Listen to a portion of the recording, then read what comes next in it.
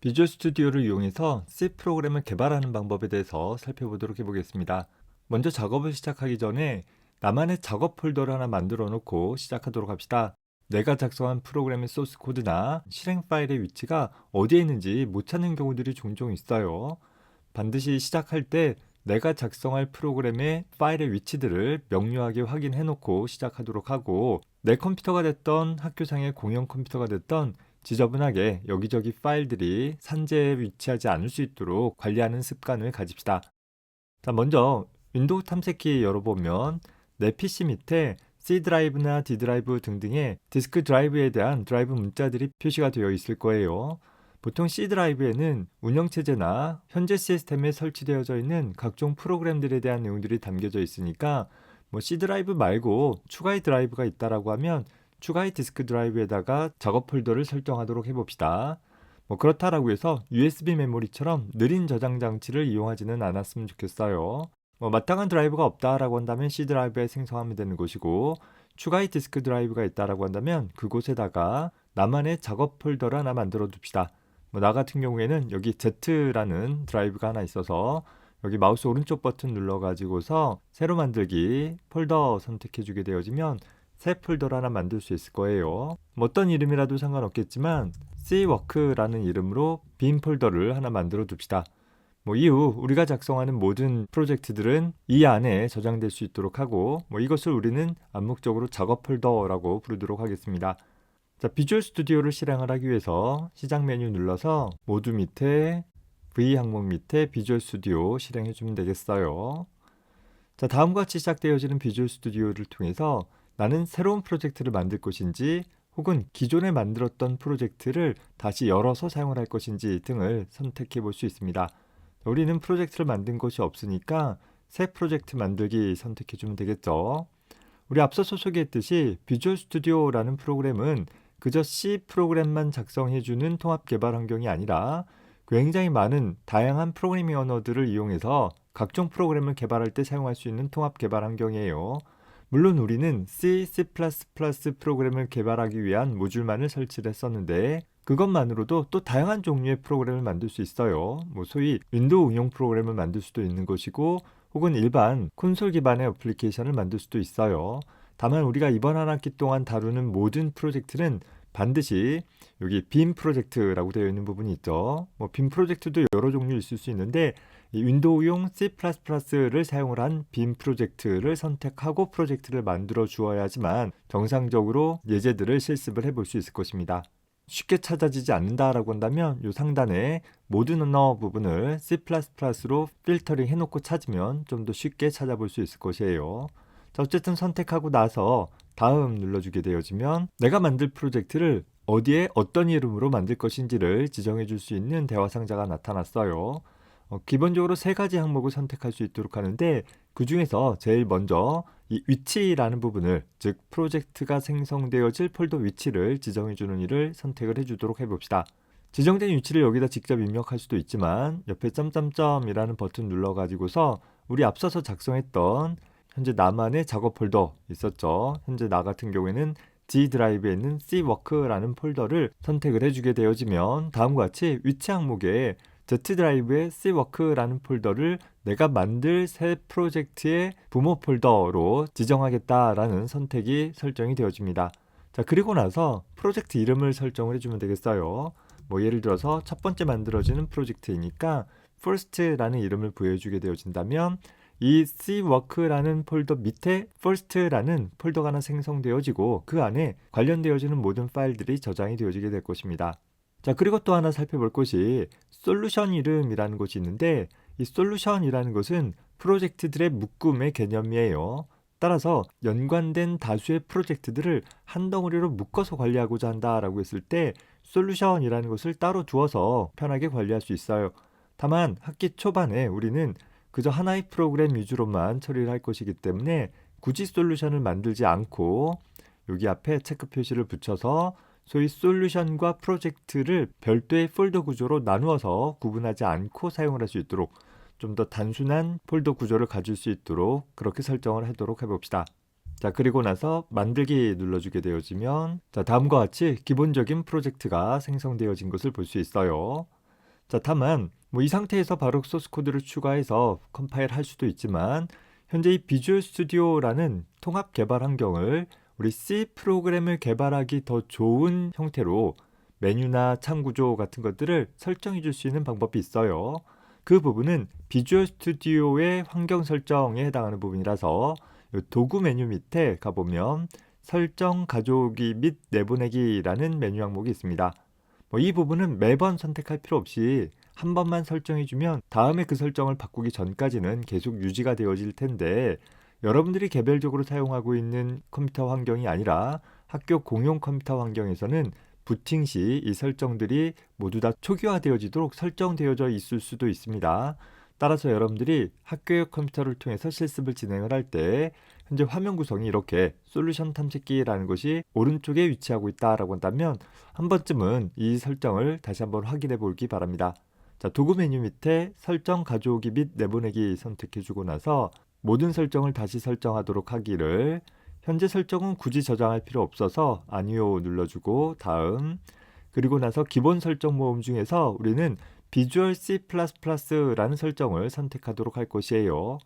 우리는 C 프로그램을 개발할 것이긴 하는데 C 언어와 C++ 언어 사이에 호환성이 있는 부분들이 굉장히 많이 있어서 이 비주얼 스튜디오에서는 C 개발 환경을 따로 두지 않고 그냥 C++와 같이 겸용해서 사용을 하고 있습니다.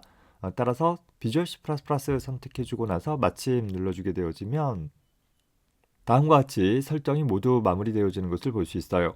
자, 닫기 눌러주게 되어지면 어떻게 됐어요?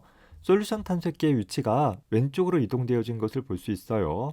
물론 솔루션 탐색기 창만 같이 드래그 앤 드랍 해가지고서 특정 위치로 보낼 수도 있어요. 자, 그런데 단순히 창 위치뿐만 아니라 메뉴 구성이나 메뉴에서 선택할 수 있는 항목 등등이 C나 C++ 개발자를 위해 편리한 형태로 설정이 되어 있으니까 반드시 이 설정을 해놓고 프로그래밍을 수행하도록 해봅시다. 다만 작업을 하다가 지금처럼 창 위치가 변경되어졌거나 혹은 창이 닫혀졌는데 어디서 찾아야 되는지 잘 모르겠다라고 한다면 그때는 어떻게 하면 되겠어요? 다시 한번 도구 밑에 설정 가져오기 해가지고서 다시 설정해봐도 되겠어요. 다만 창의 위치만 재설정해 보고자 한다라고 한다면 좀 더 단순하게 창 메뉴 밑에 가보면 창 레이아웃 다시 설정이라는 부분이 있어요. 그래서 창 레이아웃 다시 설정 눌러주게 되어지면 다음과 같이 기본 위치로 각 창들이 복구가 되어지게 됩니다. 다시 한번 얘기하지만 이 과정은 매번 수행할 필요는 없습니다. 현재 작성되어진 솔루션 탐색기 내용을 보면 first라는 솔루션 아래에 first라는 프로젝트가 하나 만들어져 있는 것을 볼 수 있어요. 기억나죠? 우리 앞에서 프로젝트 만들 때 솔루션과 프로젝트를 따로 구분하지 않았기 때문에 프로젝트 이름이 곧 솔루션 이름으로 되어 있어요. 자, 파일 탐색기에 가서 봅시다. 현재 G 드라이브에 C워크라는 폴더 밑에 내 작업 폴더였었죠. first라는 솔루션이자 프로젝트 폴더가 하나 생성된 것을 볼 수 있고 그 안에 몇 개의 파일들이 생성되어진 것을 볼 수 있습니다. 자, 여기서 보면 파일 확장자 slnx로 되어져 있는 것이 비주얼 스튜디오 2022까지는 .sln의 파일 이름을 갖고 있었는데 2026에서는 slnx의 이름을 갖고 있네요. 이 파일이 바로 솔루션에 대한 정보를 담고 있는 그런 파일이에요. 나중에 현재 작업한 내용들을 다시 복원하고자 한다라고 하면 이 파일을 더블 클릭하거나 혹은 비주얼 스튜디오에서 읽어드리도록 해주면 되겠고 그 아래쪽에 있는 것이 바로 프로젝트에 대한 정보를 담고 있습니다. 즉 하나의 솔루션 안에는 다수의 프로젝트를 포함할 수 있고 현재 구성에서는 하나의 솔루션 안에 하나의 프로젝트만 있기 때문에 이걸 별도의 폴더로 구분하지 않고 그냥 하나의 폴더에 다 몰아넣고 관리를 하도록 하고 있는 것입니다. 각각의 역할들을 확인해 본다라고 한다면 프로젝트라는 것은 하나의 실행 파일을 만드는 데 필요한 파일들의 묶음 정도로 생각해 주면 되겠어요. 그리고 솔루션이라는 것은 연관되어진 프로젝트들의 묶음 정도로 보면 되겠습니다. 자, 따라서 현재 우리가 간단한 기본적인 예제 프로그램을 개발하고자 한다라고 한다면 소스 코드를 작성해서 추가를 해줘야 되는데 그 추가되어지는 대상은 어디가 되겠어요? 그렇죠. 당연히 프로젝트가 될 거예요. 프로젝트가 하나의 실행 파일을 만드는 데 필요한 연관된 파일들의 묶음이라고 했으니까 first라는 프로젝트를 선택해주고 나서 마우스 오른쪽 버튼 눌러주기를 추가하고 나서 새 항목을 추가하겠다라고 지정을 해봅시다. 기존의 소스 파일을 작성해 놓은 것이 있다라고 한다면 기존 항목을 선택할 수도 있지만 지금은 새로운 파일을 만든다라는 의미로 새 항목 추가 지정해주고 어떤 이름의 파일을 추가할 것인지를 지정을 해주면 되겠습니다. 여기서 하나 주의할 것은 우리가 사용하고 있는 지금 환경은 비주얼 C++ 환경이었죠. 즉 C++ 프로그램을 개발하기 위한 것을 기본으로 하고 있는 환경인데 C++ 컴파일러가 C 언어에 대한 하위 완성을 유지할 수 있기 때문에 C 언어를 컴파일할 때에도 C 언어 프로그램을 개발할 때에도 이 환경을 그대로 사용한다라고 했었어요. 다만 내가 작성한 코드가 C 소스 코드인지 또 C++ 소스 코드인지를 분별할 수 있도록 하기 위해서 이 비주얼 스튜디오에서는 현재 추가되어진 파일의 확장자를 가지고 구분을 하게 되어집니다. 지금처럼 .cpp라는 파일의 확장자를 가지고 있으면 얘는 C++ 소스 파일이다 라는 의미가 되어지는 것이고 다음과 같이 .c의 확장자를 가지고 있다라고 한다면 얘는 C 소스 파일이다 라는 의미로 내부적으로 사용이 되어집니다. 따라서 우리가 이번 학기에 다루는 모든 소스 파일들은 반드시 .c의 파일 확장자를 갖게끔 설정을 해줘야 될 거예요. 파일 이름은 어떠한 이름이라도 상관은 없습니다. 일단 hello라는 이름을 붙여서 hello.c라는 소스 파일을 새로 추가하도록 해봅시다. 현재 솔루션 탐색기에 가보면 first라는 프로젝트 폴더 아래 hello.c라는 소스 파일이 하나 추가되어진 것을 볼 수 있어요.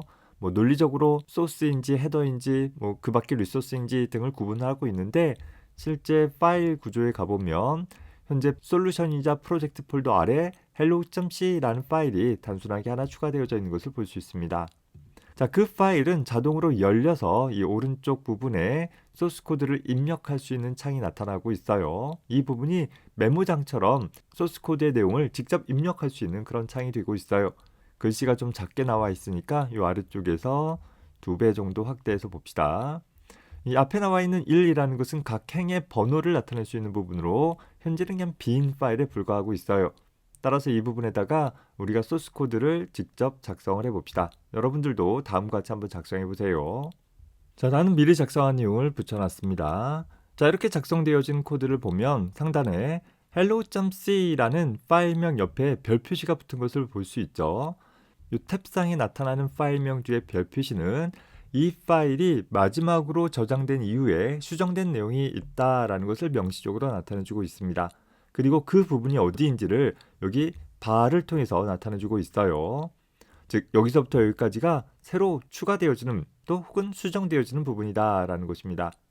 따라서 작성되어진 소스 코드를 컴파일하기 전에 먼저 저장해주는 일이 필요할 거예요. 따라서 우리는 저장하기 버튼 눌러주게 되어지면 별 표시가 없어지면서 여기서부터 여기까지가 다 안전하게 저장되어진 부분이다 라는 것을 명료하게 나타내주고 있습니다.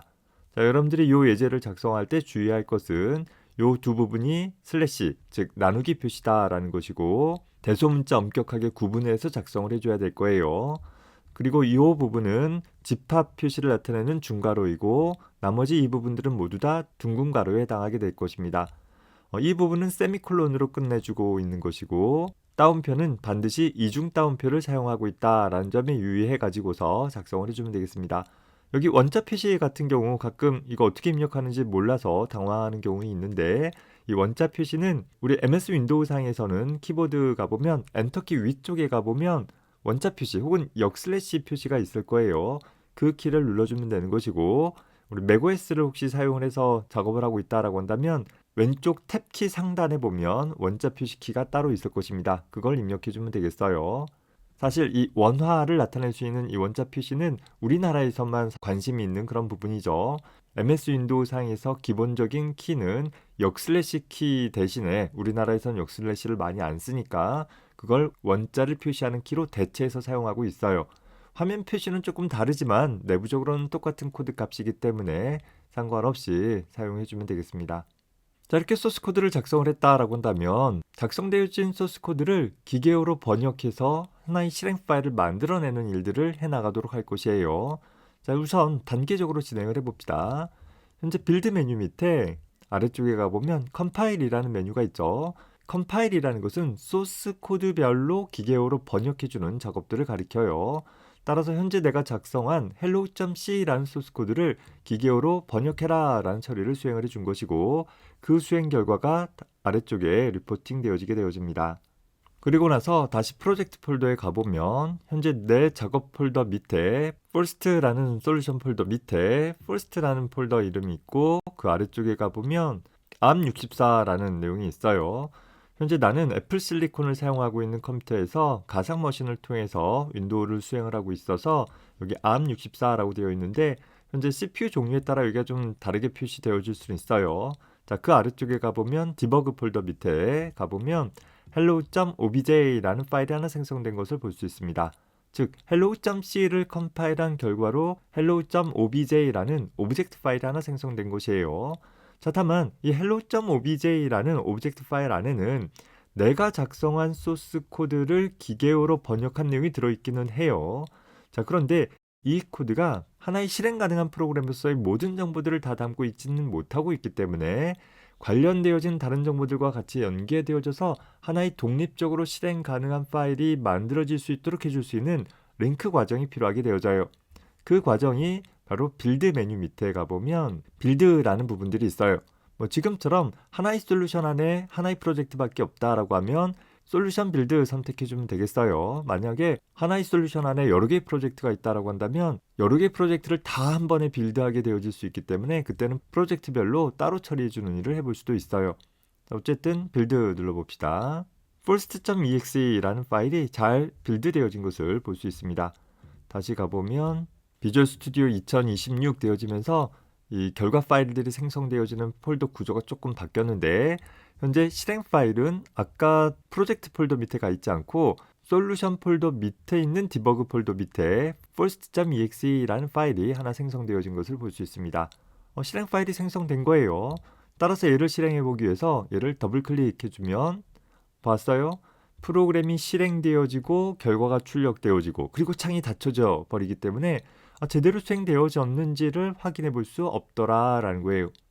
일반적인 윈도우 프로그램이 아니라 우리가 지금 만든 것은 단순히 텍스트 기반의 입출력을 처리해 줄 수 있는 콘솔 어플리케이션을 만들었기 때문에 프로그램을 실행하고 그 결과를 확인해 보기 위해서는 이렇게 그냥 더블 클릭만 해서는 되는 것이 아니라 명령 프롬프트라는 것을 띄워봅시다. 이 명령 프롬프트 상에다가 first.exe라는 파일을 드래그 앤 드랍 해가지고서 그 경로를 붙여놔주게 되어지면 그리고 나서 엔터 쳐주게 되어지면 first.exe를 실행한 결과가 다음과 같이 잘 출력되어지는 것을 볼 수 있어요. 현재 내가 작성한 이 소스 코드는 현재 화면에 헬로 월드와 굿잡이라는 내용을 출력해주는 그런 간단한 프로그램이구나 라는 것을 확인해 볼 수 있습니다. 다만 프로그램을 작성해서 실행할 때마다 매번 이렇게 처리하는 건 좀 번거롭잖아요. 그래서 굳이 이렇게 따로 명령 프롬프트 창을 띄우지 않더라도 비주얼 스튜디오에서는 디버그 메뉴 밑에 디버그 하지 않고 시작이라는 메뉴가 있어요. 이 메뉴를 선택해 주게 되어지면 자동적으로 실행 파일을 찾아서 실행하고 그 내용을 화면에 출력해 주고 그리고 차이점이 있죠. 현재 수행이 끝났다고 해서 이 창을 그냥 무조건 닫아버리는 것이 아니라 현재 프로그램의 수행이 잘 끝났다라는 안내 메시지와 이 창을 닫기 위해서는 아무 키나 눌러라 라는 안내 메시지를 추가적으로 보여주고 있습니다. 명령 프롬프트로 수행했을 때는 이 두 부분이 표시되어지지 않아요. 이건 내 프로그램에서 출력하고 있는 것이 아니라 비주얼 스튜디오라는 통합 환경에서 이 창의 결과를 사용자가 확인해 볼 수 있도록 보여주는 그 부분에 불과하다라는 것입니다. 따라서 여기서 아무 키나 눌러주게 되어지면 창이 잘 닫혀지는 것을 볼 수 있어요. 자, 여기까지가 하나의 프로그램을 작성하고 컴파일 링크하고 실행해보는 그런 과정이 된 것입니다. 자, 이 상태에서 내가 또 다른 프로젝트를 작성하고 싶다라고 하면 어떻게 해야 되겠어요? 여기다가 새로운 소스 코드를 추가하면 돼요? 안 돼요?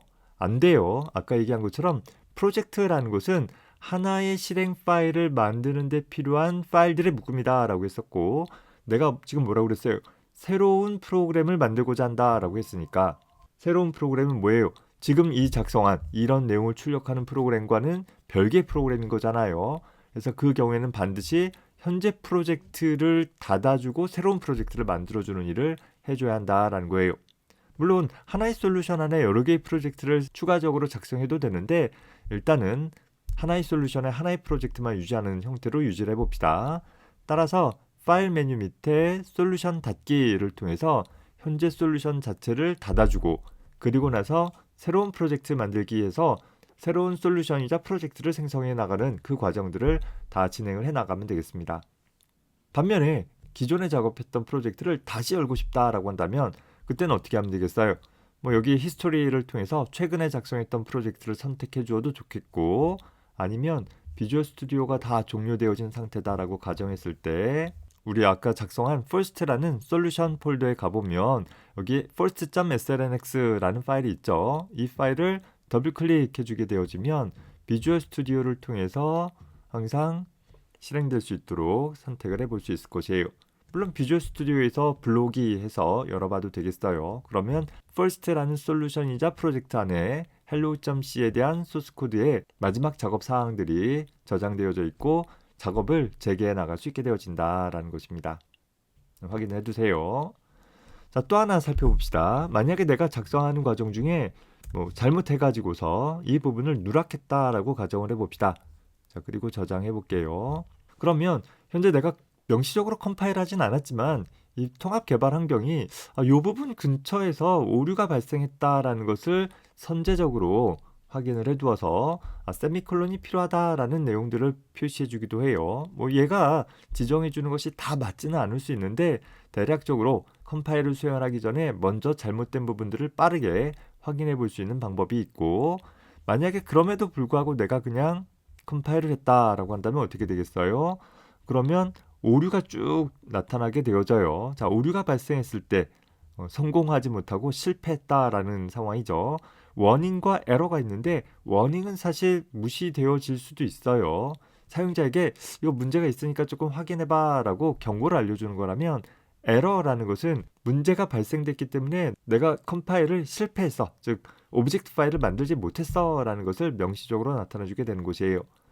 따라서 이렇게 오류가 발생되어지는 경우에는 그 오류가 어디서 발생됐는지를 조금 더 명료하게 찾아보기 위해서 펑션 키 중에서 F4번 키를 눌러주게 되어지면 첫 번째 오류 부분이 하이라이트 되어지게 되어져요.